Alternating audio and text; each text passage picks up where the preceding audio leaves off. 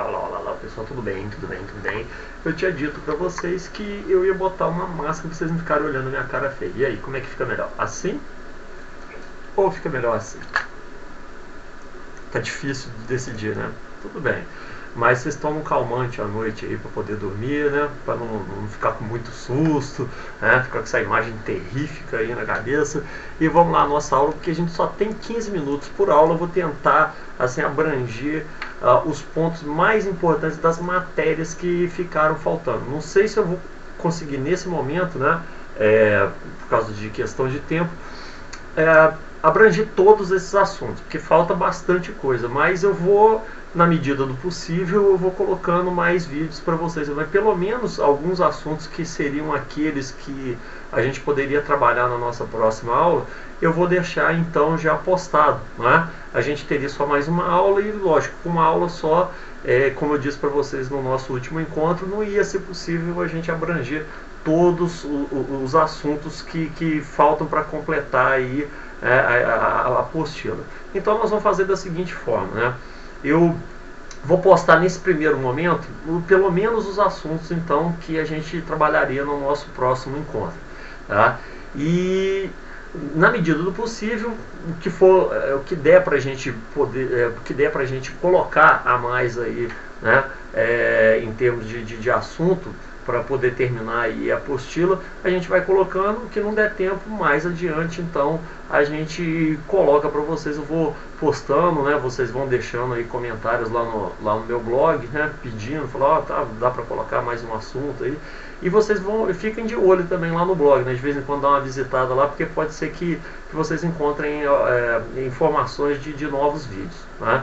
E na medida do possível também eu vou deixar um canal em aberto aí para vocês entrarem em contato comigo. Mas por enquanto, no primeiro momento, o canal mais próximo que nós temos aí vai ser então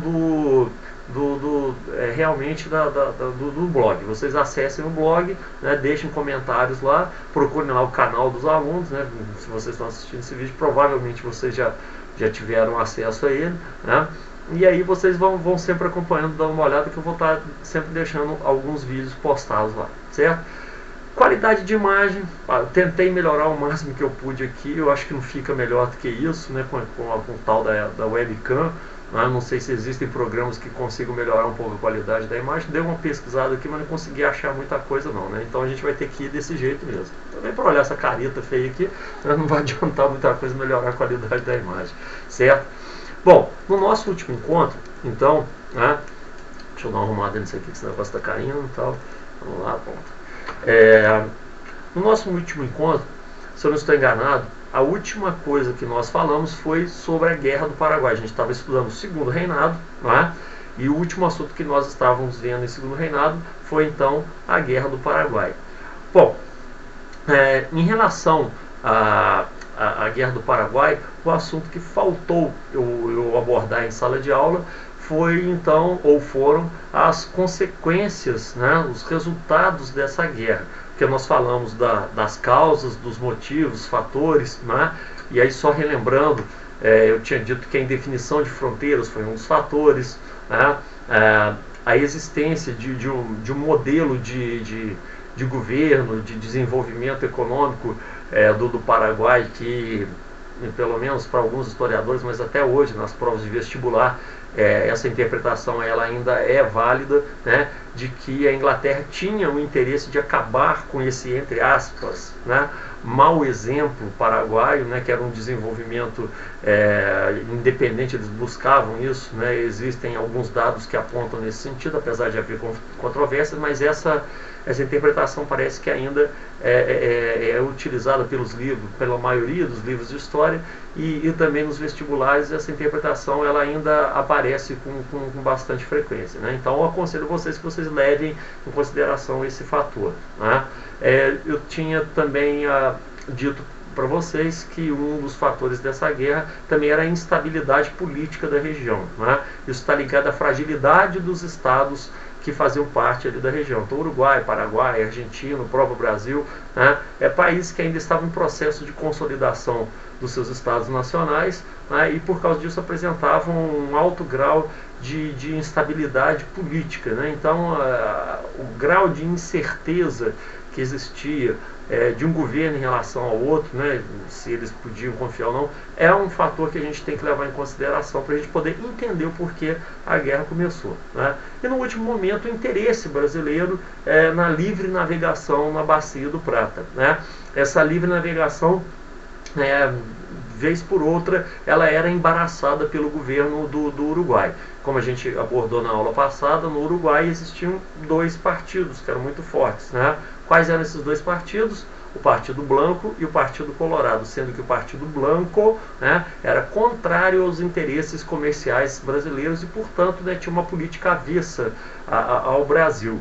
E do outro lado, nós tínhamos aí o Partido Colorado. Esse Partido Colorado, então, ele já era mais ligado ao setor comercial, então para ele era interessante, né, para os políticos desse partido, era interessante um maior contato comercial com o Brasil. Né? Então, podia ganhar dinheiro, é claro, né? Eles estavam interessados nisso. Já o Partido Blanco, não. O Partido Blanco era mais ligado ao setor agropecuário, então um maior contato com o Brasil não despertava muito interesse dos representantes desse partido político. Né? Então, dependendo do partido, né, que estava no poder, o Brasil tinha mais ou menos facilidade de navegar, de comercializar com o Uruguai. Né? Um comércio que era muito interessante e importante para o Brasil, para efeito de escoamento da sua produção da região sul. Né? Então, quando o Partido Blanco, né, embaraçava essa livre navegação, lógico que isso gerava problemas diplomáticos, além daqueles que a gente já comentou na aula passada, ligados aos problemas de fronteira. Tá? Foi muito bem. Aí, no último momento, né, eu tinha dito para vocês que houve uma intervenção militar do Brasil no Uruguai, né, para retirada dos blancos. Né? E assim o Partido Colorado assume o poder, mas depois há uma reviravolta, já próximo de 1860, acontece uma reviravolta e aí os blancos retornam ao poder. E assim que os blancos retornam ao poder no Uruguai, eles fazem um acordo militar, um tratado militar e também político com o governo do Paraguai, que, como a gente já viu na aula passada, o governo do Paraguai, esse país chamado Paraguai, ele tinha, vamos dizer assim, um potencial econômico e militar bastante importante dentro daquele contexto, né? Principalmente no que diz respeito ao seu poderio militar. O exército do Paraguai é um exército muito grande, né? Um exército bem treinado, bastante profissionalizado, e lógico que isso traria, vamos dizer assim, maior respaldo, uma maior segurança para que o Uruguai pudesse, então, impor os seus interesses aos interesses brasileiros. Né? Pensando dessa forma, o que aconteceu? Mais uma vez houve problemas em relação à navegação na Bacia do Prata, né? Entre Brasil e Uruguai. Teve navio brasileiro que ficou retido, ficou preso. O Brasil enviou um ultimátum para o Uruguai, né? O Uruguai não aceitou o ultimátum e o Brasil acaba declarando guerra ao Uruguai. Declarando guerra ao Uruguai, o Paraguai, que era seu aliado, passa a atacar o território brasileiro, né? Visando aí ocupar regiões estratégicas e também visando a anexação de território, já que existia também o projeto do chamado Grande Paraguai. O Paraguai, como vocês sabem, é um país que não tem saída para o mar. Né? Então, foi dessa forma que essa guerra se iniciou. Né? Foi formada então a chamada Tríplice Aliança, Brasil, Argentina e Uruguai. Lembrando que no caso do Uruguai, a gente está falando de qual Uruguai? Do Uruguai, né, que era o Uruguai Colorado, não o Uruguai Blanco. Né? Como nós vimos, existiam dois partidos e esses dois partidos tinham posições completamente diferentes, antagônicas um do outro. Um era favorável ao Brasil, o outro não. Então, quando a gente fala que há a formação da Tríplice Aliança, que se formou aí praticamente um ano antes da guerra ter se iniciado, nós estamos falando justamente desse Uruguai, né, Colorado, contrário aos blancos e, portanto, nesse contexto aí da guerra, contra também o Paraguai. Então se formou lá a Tríplice Aliança, essa Tríplice Aliança financiada, articulada, né, pela Inglaterra, que lógico, a partir do momento que a guerra se tornou, aos olhos de todos ali, inevitável, a Inglaterra passa então a financiar, né, ela articulou a formação da Tríplice Aliança e passa também a financiar essa Tríplice Aliança contra então o Paraguai. Né? Aí aqui a gente também não vai ficar discutindo se existia ou não realmente o interesse da Inglaterra de destruir o chamado mau exemplo Paraguai, né? Estou apenas citando isso para lembrar que é uma interpretação ainda válida que aparece muito em prova de vestibular, que a gente tem que levar em consideração, sim. Apesar que hoje muitos historiadores contestam um pouco essa vontade inglesa aí de destruir o Paraguai, mas pelo que a gente vê, pelo que a gente analisa em termos de documentos, existia sim um certo interesse da Inglaterra em fazer que o tipo de governo que existia lá no Paraguai desaparecesse. A Inglaterra tinha preocupações em relação aquele tipo de governo. Tanto é que na formação da Tríplice Aliança ficou determinada a destruição, né, do Paraguai. Isso estava bastante claro nas negociações da Tríplice Aliança. Então, a gente percebe que existia um certo interesse da Inglaterra. Só não dá para falar que a guerra só aconteceu porque a Inglaterra quis, né? A gente tem que levar em consideração todos os fatores aí que fizeram essa guerra acontecer, tá joia? E um deles pode ser que seja esse interesse inglês, apesar das controvérsias aí que rondam esse tema, esse assunto, né? Bom, fiz aí uma revisão, né? Acabei fazendo uma revisão aí sobre Guerra do Paraguai. Então a guerra se inicia, né? O que acontece? A Tríplice Aliança ela vence a guerra, tá joia? E por que ela vence a guerra, apesar, né, aí apesar, digamos assim, desse grande desenvolvimento, né, que o Paraguai tinha em relação aos outros países? O exército o Paraguai possuía um exército muito forte, muito grande, mas, né, se a gente for levar em consideração o tamanho da população paraguaia, o tamanho do território, o território não tinha saída direta para o mar, né?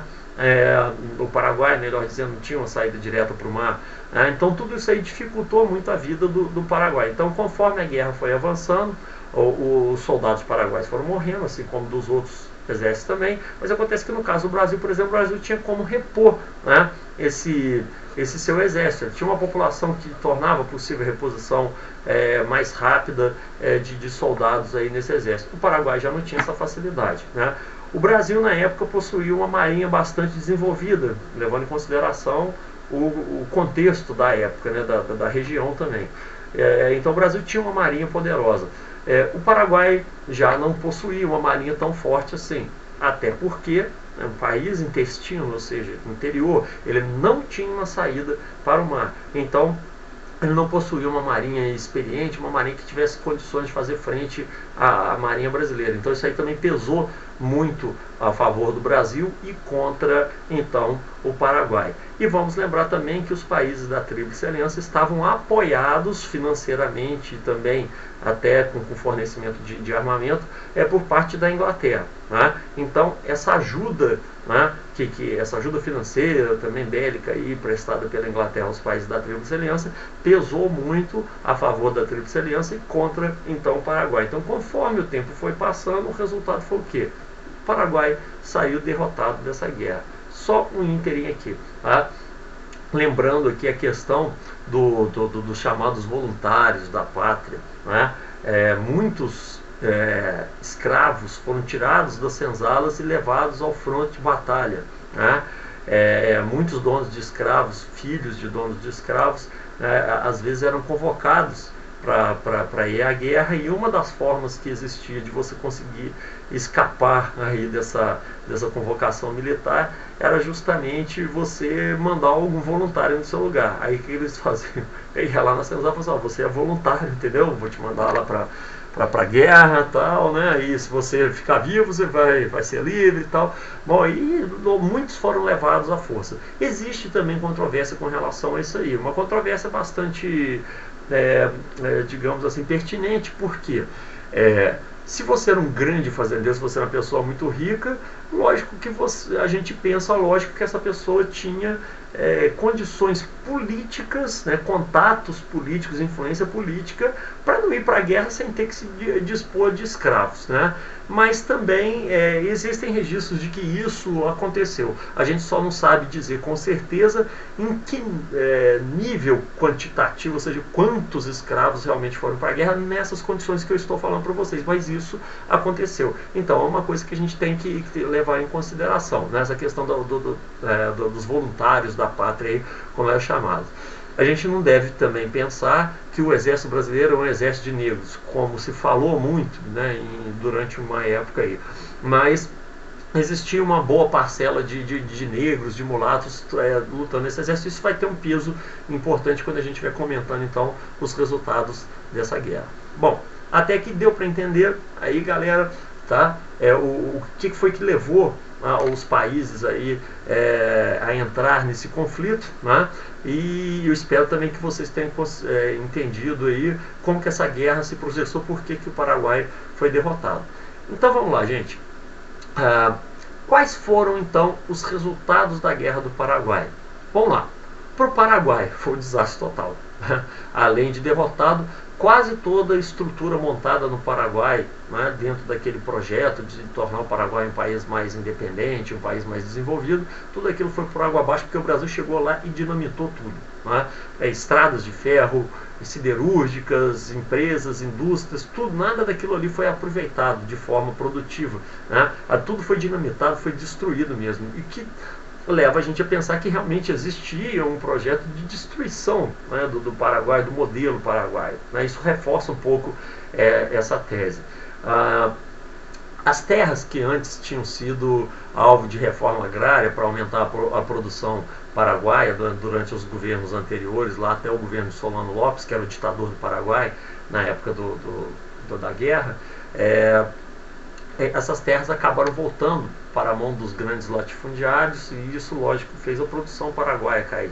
Tá joia? Então, nós tivemos aí, só elencando, né, colocando em tópicos, aí, em pontos, que depois vocês podem conferir nos resumos, que eu também deixo disponíveis lá no blog. Vocês podem procurar lá o Segundo Reinado, que vocês vão achar, e tem lá, né, um resuminho dentro do resumo do Segundo Reinado da Guerra do Paraguai. Então, vamos lá. Destruição do Paraguai, destruição da estrutura paraguaia. 80% ou mais de 80%, esses números variam um pouco, né, mas mais de 80% da população masculina paraguaia foi dizimada. Daí ser permitido então a poligamia masculina no Paraguai, mesmo sendo um país católico, após a guerra, como forma de reposição, né, da sua população. A joia.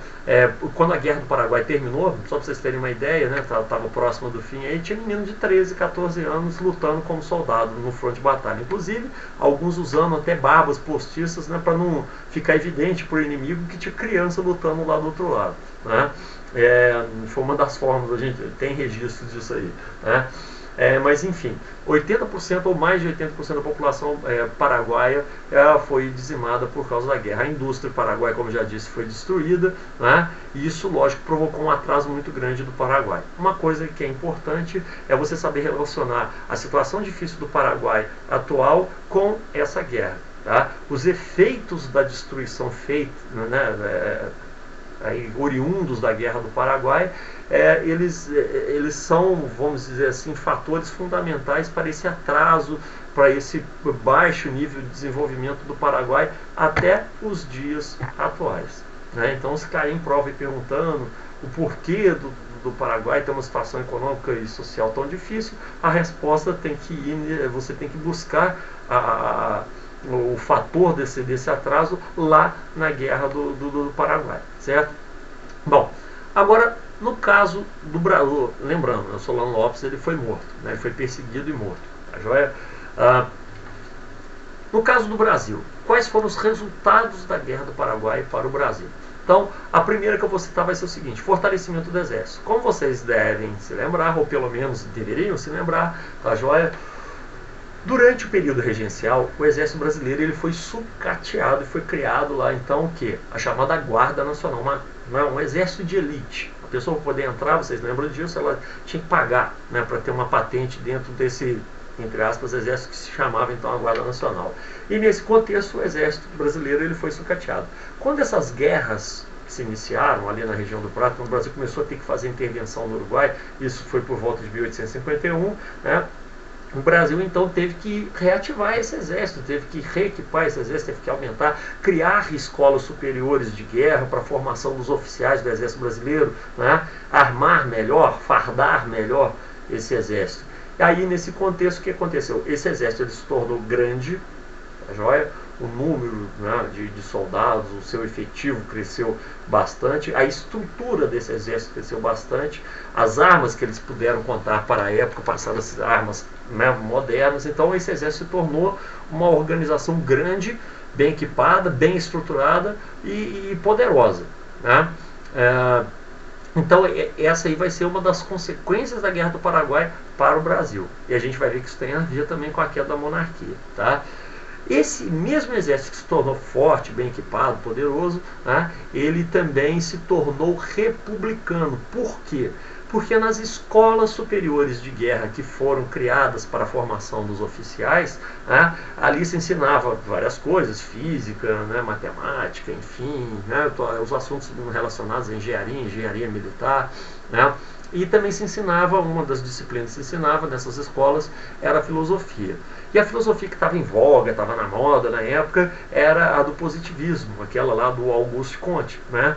E para o positivismo, tá joia, que passou a ser, essa corrente filosófica passou a ser muito influente dentro do exército, né, a melhor forma de governo seria então a república. Então, por causa da influência do positivismo dentro do exército, os oficiais brasileiros, do exército brasileiro, eles se tornam adeptos da ideia da república. Então, vejam bem, esse exército, por causa desses conflitos todos, mais a Guerra do Paraguai, desses conflitos foram mais importantes, né?